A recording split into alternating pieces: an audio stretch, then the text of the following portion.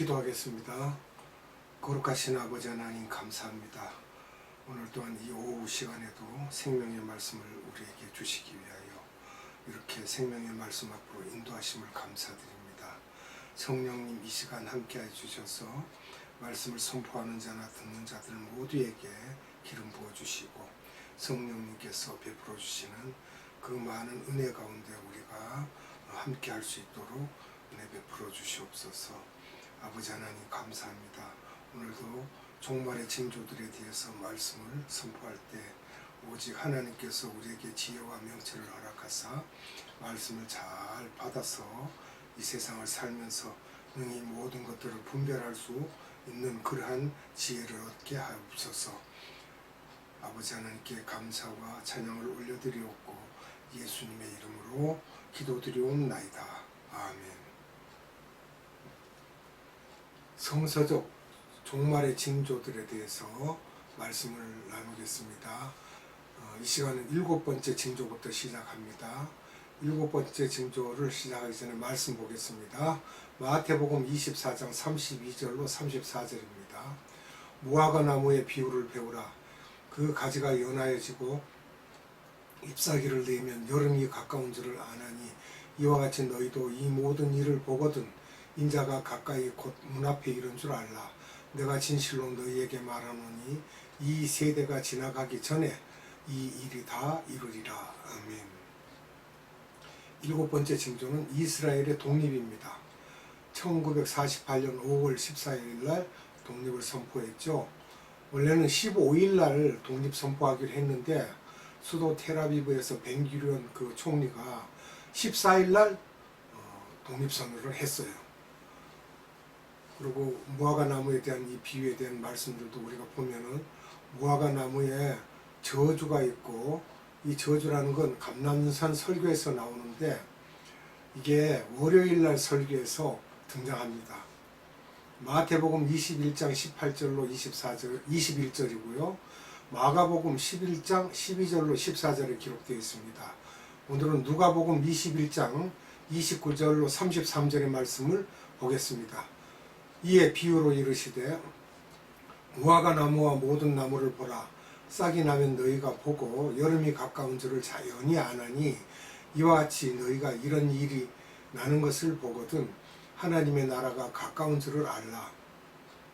내가 진실로 너희에게 말하노니 이 세대가 지나가기 전에 모든 일이 다 이루리라. 천지는 없어지겠으나 내 말은 없어지지 아니하리라. 아멘. 여기서 등장하는 무화과 나무는 이스라엘을 지칭하죠. 모든 나무라고 하는 말씀은 이방 나라입니다. 세계 150여 개 국가를 두고 이제 모든 이방 나라라고 하시고 여름 그러면 추수는 가을에 하죠. 그러니까 여름이 됐다는 이야기를 말씀하실 때는 1945년 2차 대전이 끝나면서 각 나라가 독립을 합니다. 근데 그러기 전에 말씀을 하시고요. 또 이 일이라는 말씀이 뭐냐 그러면 무화과 나무와 다른 나무가 독립하는 일과 예수님이 문 앞에 와 계실 것이라는 것입니다. 모든 민족들에게 모든 나라들에게 이제 복음이 들어갈 것을 말씀하고 있습니다. 그럼 우리가 여기서 잠깐 역사에 대해서 살펴보겠는데요. AD 70년에 이스라엘이 패망합니다. 그리고 AD 590년에 첫 교황 그레고리 1세가 나오죠. 그리고 1517년에는 마틴 루터가 종교개혁을 하는 해였습니다. 2차 세계대전이 끝나고 1945년 됐을 때 2차 세계대전이 끝났습니다. 그리고 1948년에는 이스라엘 독립이 이루어집니다. 이와 같은 것을 볼 때 AD 70년에서 590년까지는 성전 시대라고 우리가 볼 수 있고요. AD 590년에서 1517년까지는 중세 시대라고 합니다. 마틴 루터 종교 개혁까지를요. 그 다음에 2차 세계대전 끝날 때까지가 제국주의 식민지 시대입니다. 그 다음에 1945년에서부터 1948년까지는 1970년까지입니다. 민족주의 시대로 봅니다. 민족들이 다 독립을 하고요. 그래서 제국주의 시대는 무엇을 말하는가? 복음이 있는 몇 나라에게 힘을 실어주고 다른 모든 나라를 지배하면서 강제로 자기들 문화를 강요하며 통치하면서 복음도 함께 강제로 들어갔습니다. 그들이 배를 타고 바다를 건너갈 때 선교사들도 같이 따라 들어갔어요.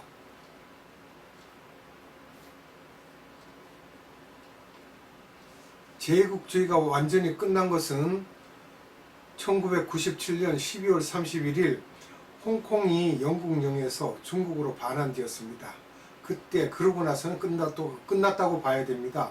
1999년 5월 24일 마카오도 포르투갈령에서 중국으로 반환되면서 비로소 제국주의 시대가 끝났습니다. 여기에서 이 세대라고 하는 그 세대는 우리가 40년을 한 세대로 보는 그러한 그 학설도 있고 50년을 한 세대로 보는 그러한 학설도 있습니다. 그러니까 1948년 기준으로 한다면 40년 지난 한 세대를 지나면 1988년이 되고 1948년에서 50년을 한 세대로 본다면 1998년이 돼야 됩니다. 그러나 1948년에 이스라엘이 독립은 하였으나 예루살렘을 점령하지 못하고 1967년 6.1 전쟁 때 예루살렘을 점령하였으므로 1967년을 기준으로 하여 2017년으로 보기도 합니다. 많은 학자들이 2017년에 동의하지만 또 이것이 환란 전이냐, 환란 중이냐, 환란 후인지에 대해 의견들이 분분합니다. 8번째 징조를 봅니다. 8번째 징조는 세계 단일 정부를 말하고 있습니다. 이 세계 단일 정부를 계시록 13장을 보면은 내용을 일단 먼저 보겠습니다. 계시록 13장 1절과 11절을 봅니다. 내가 보니 바다에서 한 짐승이 나오는데 뿔이 10이요 머리가 7이라. 그 뿔에는 10 면류관이 있고 그 머리들에는 참남된 이름들이 있더라. 13장 11절입니다. 계시록. 내가 보매 또 다른 짐승이 땅에서 올라오니 새끼 양같이 두 뿔이 있고 용처럼 말하더라. 아멘. 여기서 세계 단일 정부에서 말하는 계시록 13장의 두 짐승을 대해서 말하는데 바다는 무엇을 우리가 말하고 있습니까? 세상을 말할 때 바다라고 합니다. 짐승이 또 거기서 나온다 그러는데 우리가 이제 말씀을 계속 살펴보기로 합니다. 한 짐승 이렇게 말씀을 하시는데 정치 지도자로서의 적 그리스도입니다. 한 짐승. 또 다른 짐승이라는 말씀이 나오는데 종교 지도자로서의 적 그리스도입니다.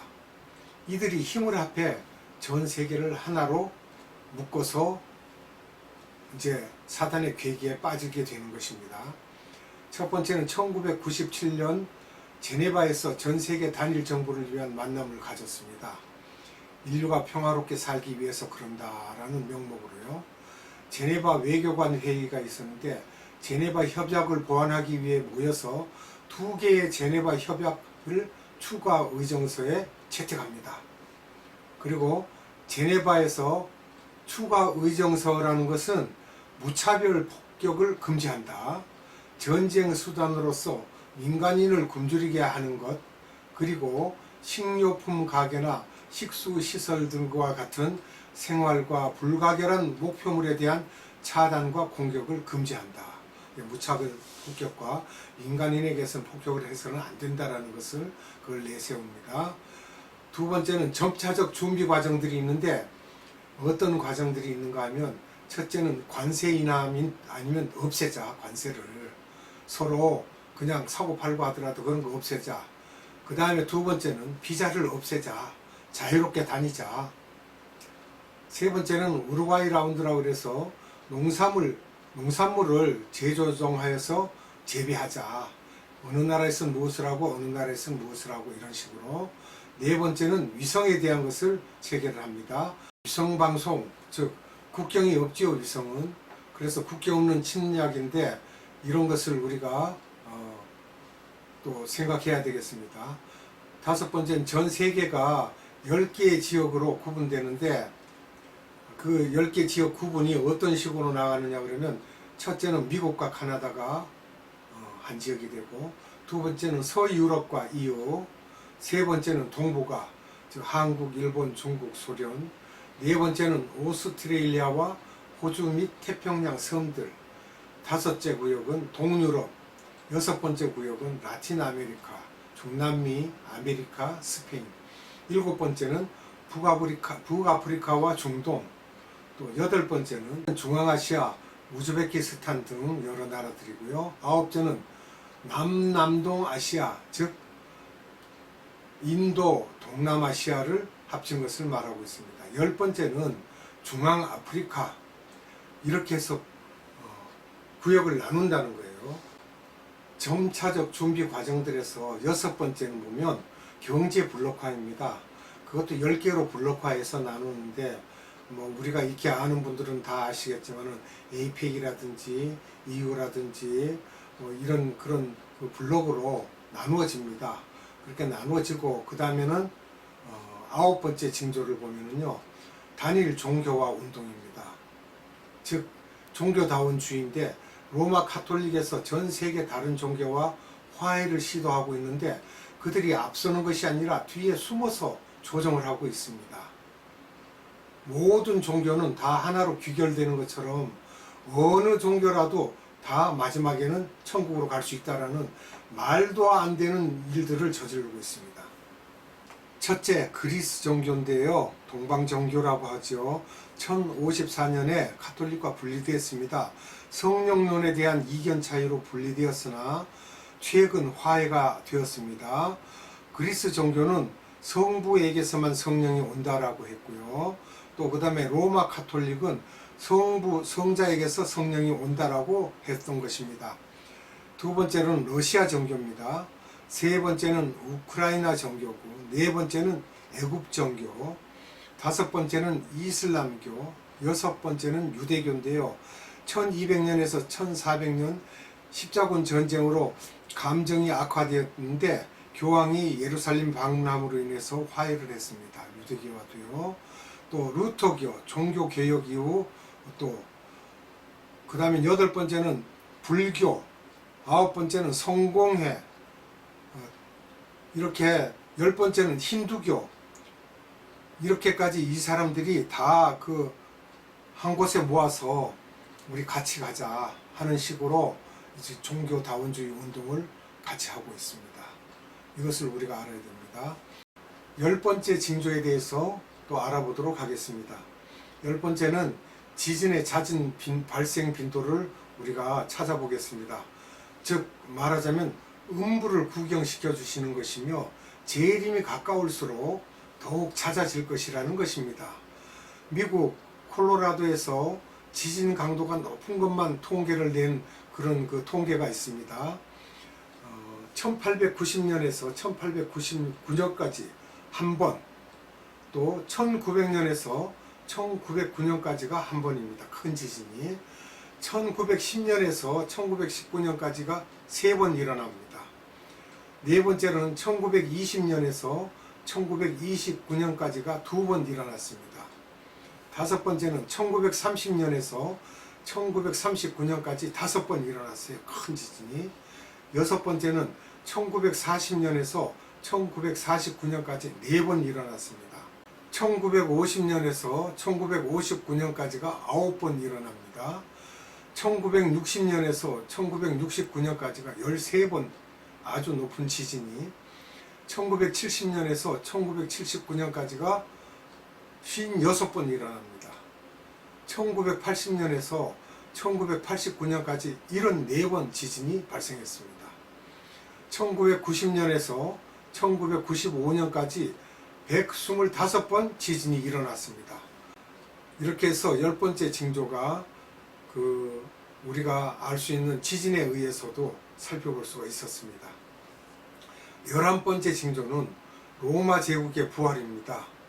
로마 제국의 부활이란 이 연도수는 BC 63년에서 AD 476년에 이르기까지 약 500년 동안 로마가 주변국을 지배했습니다. 다니엘서 2장에 다니엘이 바벨론에서 포로 생활할 때 나온 말씀이 그때를 지칭해서 하는 말씀입니다. BC 586년, 즉 지금의 이락이죠. 거기에서 다니엘이 있을 때 말씀을 기록했던 것입니다. 다니엘서 2장 31절로 35절을 봅니다. 왕이여, 왕이 한 큰 신상을 보셨나이다. 그 신상이 왕이 앞에 섰는데 크고 광채가 특심하며 그 모양이 심히 두려우니 그 우상의 머리는 정금이요 가슴과 팔들은 은이요 배와 넓적다리는 노시요 그 종아리는 철이요 그 발은 얼마는 철이요 얼마는 진흙이었나이다. 또 왕이 보신즉 사람의 손으로 하지 아니하고 뜨인 돌이 신상의 철과 진흙의 발을 쳐서 부서뜨리매 때에 철과 진흙과 녹과 은과 금이 다 부서져 여름 타작마당에 겨같이 되어 바람에 불려간 곳이 없었고 우상을 친 돌은 태산을 이루어 온 세상에 가득하였었나이다. 아멘. 여기서 큰 신상이 나옵니다. 정금으로 됐다고 그러죠. 이것은 바벨론 나라를 지칭하고 있습니다. 은은 파사와 메대고요. 놋은 그리스입니다. 철은 로마 제국이고요. 철 플러스 진흙은 로마의 10발가락 모양을 말하고 있는 것입니다. 신생 로마 제국 시대인데요. 주변 여러 나라가 하나가 되었다는 그러한 뜻입니다. 뜨인 돌은 분명히 여기는 예수님을 지칭하고 있습니다. 다니엘서 7장에 다니엘의 꿈이 나옵니다. 다니엘서 7장 1절로 8절입니다. 바벨론 왕 벨사살 원년에 다니엘이 그 침상에서 꿈을 꾸며 뇌 속으로 이상을 받고 그 꿈을 기록하며 그 일의 대략을 진술하니라. 다니엘이 진술하여 가로되 내가 밤에 이상을 보았는데 하늘에 네 바람이 큰 바다로 몰려 불더니 큰 짐승 넷이 바다에서 나왔는데 그 모양이 각각 다르니 첫째는 사자와 같은데 독수리의 날개가 있더라. 내가 볼 사이에 그 날개가 뽑혔고 또 땅에서 들려서 사람처럼 두 발로 서게 함을 입었으며 또 사람의 마음을 받았으며 다른 짐승 곧 둘째는 곰과 같은데 그것이 몸 한편을 들었고 그 입의 잇사이에는 새 갈빗대가 물렸는데 그에게 말하는 자가 있어 이르기를 일어나서 많은 고기를 먹으라 하였으며 그 후에 내가 또 본즉 다른 짐승 곧 표범과 같은 것이 있는데 그 등에는 새의 날개 넷이 있고 그 짐승에게 또 머리 넷이 있으며 또 권세를 받았으며 내가 밤 이상 가운데 그 다음에 본 넷째 짐승은 무섭고 놀라우며 또 극히 강하며 또 큰 철이가 있어서 먹고 부서뜨리고 그 나머지를 발로 밟았으며 이 짐승은 전에 모든 짐승과 다르고 또 10뿔이 있으므로 내가 그 뿔을 유심히 보는 중 작은 뿔이 그 사이에서 나더니 먼저 뿔 중에 셋이 그 앞에 뿌리까지 뽑혔으며 이 작은 뿔에는 사람의 눈 같은 눈이 있고 또 입이 있어 큰 말을 하였느니라. 아멘. 네 짐승은 여기서 사자는 바벨론 나라, 곰은 파사 메대, 표범은 그리스, 10뿔 달린 짐승은 신생 로마 제국입니다. 로마 제국의 부활을 위한 노력들을 합니다. 즉 유럽 연합 공동체죠. 첫째는 AD 800년경에 프랑스의 찰스 대제가 로마를 세우려다 실패했습니다. 그런데 최근 1920년에서 1930년에 무솔리니가 로마 제국을 만들려고 12강령을 만들었으나 실패했습니다. 세 번째는 히틀러도 실패했습니다. 네 번째는 1942년 영국의 처칠 수상이 유럽 연합국을 원한다며 발표했습니다. 그 다음은 1949년 미국이 CIA 디렉터인 윌리엄 돈 호반이라는 사람이 로마 제국 부활을 계획했다는 것입니다. 여섯 번째는 1957년 로마 협약을 합니다. 6개 나라가 이태리, 독일, 프랑스, 벨지움, 네덜란드, 룩셈부르크가 로마 협약을 합니다. 1970년에 영국이 가입합니다. 덴마크, 아일랜드 이렇게 가입하고요. 여덟 번째는 1979년 그리스가 가입합니다. 그래서 10개국이 다 채워집니다. 9번째는 1986년 스페인, 포르투갈이 가입합니다. 10번째는 최근 스웨덴, 오스트리아, 핀란드도 가입했습니다. 동북권과 이스라엘까지 가입을 희망하고 있는 상태입니다. 이렇게 해서 성서적 종말의 징조를 우리가 11번째까지 살펴보았습니다. 다음은 내용들을 다음 시간에 다시 연결해서 말씀을 드리도록 하겠습니다. 기도하겠습니다. 참사랑이신 아버지 하나님 감사합니다. 오늘도 생명의 말씀을 우리에게 주사 종말의 징조들을 11번째까지 살펴보았습니다. 이 모든 일들이 종교다원주의로 인하여 마지막 때를 치닫고 있는 이 세계의 모든 일어나고 있는 일들입니다. 하나님, 이것들을 우리가 살펴보았을진데 앞으로 더욱더 험악한 일들이 닥칠 것이며 우리 눈에 보이는 모든 징조들을 우리가 밝히 알고 마지막을 대비하면서 예수 그리스도의 십자가만 붙들고 갈 수 있는 믿음 위에 굳게 설 수 있도록 은혜 베풀어 주시옵소서. 생명의 말씀을 주신 아버지 하나님께 감사와 찬양과 영광을 올려드리옵고 우리 구주 예수 그리스도 이름으로 감사하며 기도드리옵나이다. 아멘. 주님 가르쳐준 기도로 예배를 마치도록 하겠습니다. 하늘에 계신 우리 아버지, 아버지의 이름을 거룩하게 하시며 아버지의 나라가 오게 하시며 아버지의 뜻이 하늘에서와 같이 땅에서도 이루어지게 하소서. 오늘 우리에게 일용할 양식을 주시고 우리가 우리에게 잘못한 사람을 용서하여 준 것 같이 우리 죄를 용서하여 주시고 우리를 시험에 빠지지 않게 하시고 악에서 구하소서. 나라와 권능과 영광이 영원히 아버지의 것입니다. 아멘.